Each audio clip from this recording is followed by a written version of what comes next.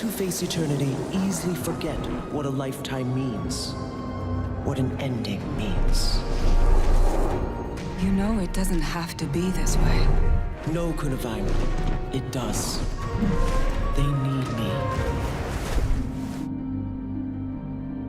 Welcome to End of Dragons Daily, part 21. We're at the 3-week mark here. Today we'll be talking about the Deep Sea Dragon. Now, the other topic we have going on at the moment is the idea of the meta events and the structure of open world, which I do want to get to. Really, the video that I'm shooting right now shouldn't be End of Dragons Daily. It should be the floor, in which we can really dive into a specific topic that doesn't have to be about the expansion. In theory, the Deep Sea Dragon is connected to End of Dragons, though, and as much as I'd like to do it as the floor, that would mean I have to produce 2 videos today, and I'm kind of busy. I've kind of got a family emergency happening at the moment, so we'll do it as End of Dragons. And really, this is prompted, in case you guys missed it, by the Return of the Guild Wars 2 mystery series that I just brought back, and I wanted to kick it off with an episode about the DSD, since, you know, with this expansion and all the water and stuff, I really do think it's going to be relevant. You guys have a ton of comments, so let's run on in. I'm not sure what the footage will be yet. I still haven't fixed my PC issues. But, you know, hopefully it doesn't look too bad. Right, Nick says, great to see the series come back. That's Guild Wars Mysteries. I'm surprised, however, you didn't mention what happened at the end of Season 4 when we defeated Kralkatorrik. As he died, he said, "Mother," and soon after, we hear the sound of waves breaking. The developers explicitly called this out during an episode of Guild Chat and teased us by saying, if you listen to what's happening there orally, maybe you'll find some clues. The Deep Sea Dragon may turn out to be the mother of all dragons. And that provoked some response from you guys. Reaper said kind of like the sea is said to be mother of all life. Azure Rock said that would make absolutely zero sense. And we also have a comment, sorry, mother of dragons, have you watched too much Game of Thrones? So, yeah, I didn't really have any clue about this. I've got a lot of comments to respond to here. And there's very specific reasons I kept some stuff in that video and some stuff out. And this one I just was very much in the dark. I remember when Guild Chat happened and they had that point that it was a hint of some kind. I don't remember them saying it was specifically that we had to listen to the audio, right? And I don't remember hearing the sounds of the waves either. Maybe that did all happen and it went over my head. I'll have to look back. Now, just to be clear, that Guild Wars Mystery series, if the viewership is there and the support is there, I have a good number of topics. I've already got them written out. I know what I want to do. And you might see this idea of Mother and the death of Kralkatorrik and all that in another part. So we can return to it then, and I'll have a much closer analysis at that point. But this did not spring to my mind at all. If I did randomly hear waves and stuff, maybe I would have assumed it would just be talking about the oceans below the airships as we fly off in that outro sequence or something. It's hard to tell. But maybe something for later. An interesting point to bring up to me, certainly. Next is Hello Low, who said, I can't stop thinking about the relation between Zhaitan and Steve. Could it possibly be that the rise of ore out of the sea would irritate Steve because he loses magic area of his domain? Also, this could be a perfect opportunity for an arc in the story that connects the original story to the new expansions. Well, at least that's just a thought, I guess. So I do think Zhaitan is interesting in the context of the Deep Sea Dragon, but I think that they're only interesting accidentally, almost. I believe what really happened was that ArenaNet knew going into Guild Wars 2 they wanted ore to be explorable. But in the original game, ore had been destroyed and sunk below the waves. And then they knew that they wanted to do something about like these elder dragons that could change the face of the world. And they knew that they wanted to open up with Zhaitan. So they just ended up writing this idea that Zhaitan was the one that brought ore back. And then that way, when Guild Wars 2 releases, you can have a cool story about this zombie elder dragon. Don't forget, zombies were very much in vogue right around when Guild Wars 2 was being developed. So you could have this cool story about dragons, about zombies, and the original fans would get to go to ore. And then that just kind of ended up meaning that Zhaitan has sort of some watery emphasis there. You know, you look at a lot of his minions and they've got coral all around them, and you look at his domain and yes, it was underwater for a long time, but I don't think really it goes much further than that. It's just a coincidence. I did see some of you guys talking about the design of Zhaitan, you know, and that we all expect the Deep Sea Dragon to be like this Cthulhu, tentacle, eldritch horror thing, but really a lot of Zhaitan's design is closer to that, and maybe we won't see the Deep Sea Dragon exhibit those properties whatsoever.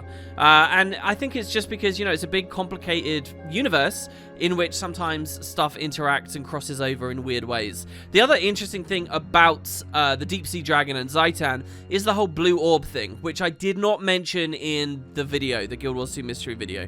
I didn't mention it because, in truth, we don't know if the orb really is related to the Deep Sea Dragon.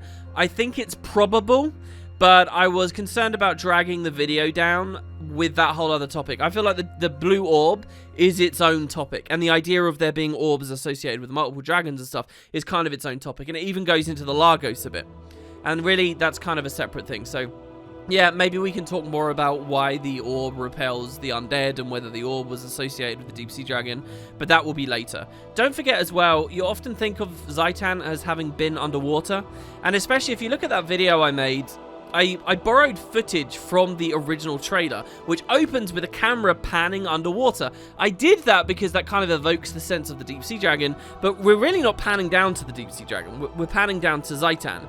And so you kind of think that it's watery, but remember, when Zhaitan went to sleep, ore was above the surface, or only sunk later with Vizirkil bronze activities. It's amazing to think actually that he slept through that, as waves crashed in around above him. But yeah, then he kind of gets up. If anything, it's kind of Primordicy, really. I imagine Zhaitan being super deep under the earth. And it's not really that he moved water when he woke up, it's that he raised earth when he woke up, no? So that's kind of an interesting parallel you can put in too. And it's just another example of how all of these dragons kind of cross in interesting ways. And I think that's good, because it's creative and it's a little bit different from the standard fare of fantasy you might find elsewhere, and the simple approach they could have taken. Next, we have an important point here from World Singer, who says, what if the deep sea dragon is good or is neutral? Perhaps the Lagos are the villains here. We know they're obsessed with hunting powerful prey. What conquest would be more powerful than an elder dragon? Perhaps of all the evil things we've heard of, the DSD is just Lagos propaganda, and the aquatic races being pushed out were just a repercussion of the dragon defending itself from a Lagos assault. And SRX said, yeah, this is what I was thinking. What if the one speaking to Kunavang in the trailer is the deep sea dragon? They need me. We definitely need water to survive, so technically we need a deep sea dragon. Well, I don't know about that equivalence of needing water to survive and water being the mother of all life and all that kind of stuff. But I do want to talk about the disposition of the dragon. I've always been a fan of the idea that it might be good. But there are some things to consider. First of all, if you take that line in the movement of the world as official law, like the tentacles rising out of all the rivers and the lakes, then we can pretty much say that it is bad and it does want to do harm. If you look at the Jade Moor and you think that there's some kind of connection there, you can see it's pretty much bad. If you look at the Exalted Trial, which ultimately Glint set up, and the existence of the water, the salty water in there, that water is harming you. It's hurting you. And I suppose on some level, Glint and the Exalted had set that up and knew something about the deep sea dragon. That's an interesting thought too, right? That maybe the Exalted have extra information. And again, in Cantha, if they're Exalted and stuff around there, then certainly we could learn some more. So there's all of that in game. There is another really big damning thing. Now, it's on the wiki page as kind of a fact about the deep sea dragon, a reference fact, but this is to do with an interview outside of the game, and interviews are kind of weird. Sometimes the devs just ignore what has been said in an interview and they don't treat it as canon, that the only true canon is what's in game. So to me, this could be just written off and ignored. And the interview that I'm about to quote to you in particular as well is old. Like, the only way you can find it is using the Internet Archive. I think it dates from like 2010. And it was with Jeff Grubb, Eric Flanham. They were talking about general stuff to do with Guild Wars. Anyway, they were asked about the Deep Sea Dragon a long time ago, and their answer about, like, its nature is, and I quote, that the Deep Sea Dragon shares with its kindred the desire to consume, corrupt, and destroy. So according to that, and I believe it was like a French fan site that conducted this interview a long time ago, you should expect this Elder Dragon to be the same. And, you know, as well, when I look at the Icebrood Saga and what they did with Jormag, where they're playing with this idea that a dragon might be good, or might have, you know, honorable motivations, let's say, and real motivations, they're kind of playing with that with the Icebrood Saga. So I sort of feel like the card is on the table already, and now they probably are best to just keep the Deep Sea Dragon as this evil thing. You know, we've been talking a lot recently, especially with the slashing of the budget on the Icebrood Saga, about the idea that this next expansion might just have a giant dragon battle royale, in which case they can keep the Deep Sea Dragon pretty much as this evil one-dimensional thing, but it still gets to be a part of this epic battle or something. So I feel like it is going to be bad at this point. For a long time, I've liked the idea that maybe it will be on our side or it was good or something. This whole Lagos thing is a cool angle, but I'm losing confidence that that's the way the devs will go. They've probably got an internal wiki that does have its disposition, and I'm feeling it's a bad guy. If we were still, for what it's worth, going really hard on this idea of replacing the whole pantheon of Elder Dragons, then yeah, it would have been beneficial for them to have it be good as well. But I don't even know if that's what ArenaNet are going for anymore, you know. Maybe we don't need to replace the Deep Sea Dragon when all is said and done. Maybe we don't need to replace Jormag when all is said and done. And then we just need a couple new characters to rise. But again, I'm seeing all of these threads die away, personally.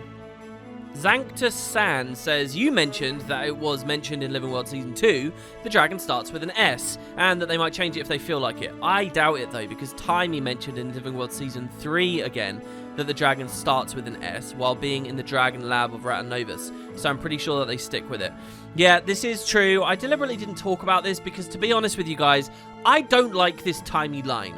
I feel like it was written far... I know... Nowadays, you can look back at Season 2 and Season 3, and you think of them as close to each other. They're all, like, in the same bucket, ancient history. But there was a substantive amount of time between the two, and I feel like that Timey line sucks. Like, why would Timey know the name of the Elder Dragon? Well, realistically, she doesn't, and she shouldn't. What are we to assume? That somebody did translate the Tome of the True Gods, or there was news from the Dermond Priory and we just don't get to hear about any of that? Like, it's nonsense. Timey really has no reason to know the name. And so then we move into this world where it's like, okay, why does Timey suggest she knows the name? Is it just because she doesn't want to look stupid? Is it, you know, something about her character that we're supposed to be now getting invested in? Well, nothing else in any of the arcs dealing with Timey have really been an exploration of her character in that way. There's been no payoff to having her make some kind of comment like that. It's not like she regularly makes little white lies to suggest she knows more than she does, and that's somehow folded into some bigger picture. No, it's just like this rubbish, random, offline. And do you know what I honestly believe? I believe, as I mentioned, Season 2 was a long time before Season 3, that some of the writers in Season 3 had a hold of the information that we only know it starts with an S, but they didn't know why the community only knows it starts with an S, so they thought it would be fun and cool to have Timey hint about it, and they thought it was totally plausible she would know the full name. And then when the release comes out, you know, maybe more in the know devs that have been tracking the story closely, realize, oh, that's a bit iffy, and now we're just kind of hushing up and running away from it. So anything to do with that line now, I kind of don't like looking at. But your point that they reinforced the letter S thing maybe stands. That is, if you assume Timey really does know. If that all ends up being relevant, I would expect a scene somewhere at the start of End of Dragons, or when this dragon comes into the story, where Timey talks about that, I guess. And let me be clear, there is a plausible way out for the studio, and that's that she learned the name from tapping into the Ratanovus information and their research. Even though it was explicitly saying they mostly were only focused on Primordus, maybe, you know, they can wheeze their way through that. There would always be the question, why did Timey wait years and years and years to properly divulge it to the commander? Maybe then you can play that off as like, oh, it's because it doesn't really matter, it's just a name, right? And it hasn't been threatening us. So there's a way through. I didn't like all of this, and I left that out of my discussion on the Deep Sea Dragon. I also finally want to note on the idea that they might dismiss the name starting with an S altogether. I do remember in a much more recent stream from the devs, they did say, look, we might end up chopping and changing it. We don't really know what the S stands for at this point. You know, we'll just figure that out when we get to it. And so they've got that wiggle room. I wanted it to be clear to everyone that there is a bit of wiggle room there, as that's kind of what the devs said on their stream. Lastly, one more big topic from the video. In fact, I probably got more messages about this one than anything else. And I'll go here with Pierre A. Pascal, who says, I'd always assumed this image from 1050 was of Kralkatorrik, possibly because of the purple color palette, but more so due to the significance of Kralkatorrik in Glint's life, her legacy, and Path of Fire in general. Love the format, awesome intro. Liked, favorite, subscribed, bell, keep up. You can't do half that stuff anymore, can you? You can't favorite on YouTube. I remember, I never asked people for any of that stuff, so I'm pretty out of the loop on the feature bases, but I remember I made a joke, kind of recently, telling people to favorite the video, and then a bunch of people had to say WP, that hasn't been there for years. Right, let's talk about the image of the Deep Sea Dragon, the first glimpse of it. So, those who don't know what I'm talking about, in Path of Fire, you get a cutscene, and you do see a dragon there. And I think what ArenaNet wanted most players to think was, yes, this is Kralkatorrik. For all the reasons that this commenter just said, Kralkatorrik's got a huge influence on that part of the story. They have the subtle colouring there. I think you're meant to not think too deeply about it, but at first glance, that's meant to look like Krauk. I do believe that, and I think that's what ArenaNet were going for. But at the same time, it does seem that this is a double-edged thing, and they might have been giving a sneaky hint, which they've done in the past. If you look at stuff like the OMAD's machine cutscene, with all the orbs spinning around, at first glance, as you're playing through Season 2 story, you look at those orbs and you look at the big orb collapsing into the middle and you think, oh, that's Mordramoth waking up, right? Because that's a big part of the story. It's only later when you analyze it closer, you realize, no, this is actually representing Zhaitan dying, because the kind of the black-green orb is what you originally thought was Mordramoth, but it's actually Zhaitan because there's two orbs that look similar. And so basically there's a secret story going on in that cutscene. I think what happened is ArenaNet did the same thing here in the Path of Fire scene where we see the glimpse of this dragon. And the idea is, in the cutscene, they're doing a similar thing as with the orbs, where at the peak of each of these triangles, there's a different capstone of a different color, and each color represents the different Elder Dragons. And the one that we actually zoom into, where you see the big Kraukatoric looking face, that's not the purple one. But the purple one would be Krauk. The one that we actually go in and out of, that's the blue one, like the light blue one. So it really does seem that they want you to think it's Krauk at first glance, but actually we're probably looking at the Deep Sea Dragon. That is, if they were thinking that deeply about it, and that's how it looks. Now, again, I think it's kind of dicey. I don't think it's 100%. And to be honest, I didn't really do my due diligence with this video, because obviously I was on the wiki gathering information as I was writing the script, and if you go to the wiki and you type Deep Sea Dragon, you'll see they've got an image representing the Deep Sea Dragon as that picture. So I guess that those guys over there take it as 100% fact, and therefore they're happy to have the image on the wiki page. I kind of don't. I do think there's a chance it's just Kraukatoric. I do think of it more as just a theory, but where I think I was a little bit negligent with my video is I should have talked more about it in the script. What really happened was I looked at it and I thought, oh yeah, they had that image of it. And I remember all the discussions about the blue triangle back when Path of Fire came out, and I kind of just took it for granted that it was confirmed at the end, when really it wasn't. There was a discussion going on. And so that's the idea. There's very good reason to believe it's Krauk, but there's also really good reason to believe it was a hint about the Deep Sea Dragon. They were trying to be sneaky, just as they were being sneaky with the orbs before. So there you have it, guys. Continue dropping your messages about the Deep Sea Dragon, any response to the stuff I've said here, and I'll be sure to highlight them on the next parts. Thank you so much to everyone who supported that video, and thanks to those of you who have come along for the ride as well with these Q&As. It really means a lot to me. Don't forget, you can catch the next one right now on Patreon. Just head over to the link in the description. I think I had one other person join yesterday, so thank you to that person, and let's see how it goes. I wish you all the best, everybody. Stay healthy out there. Make sure you take your precautions with COVID, and I'll see you next time.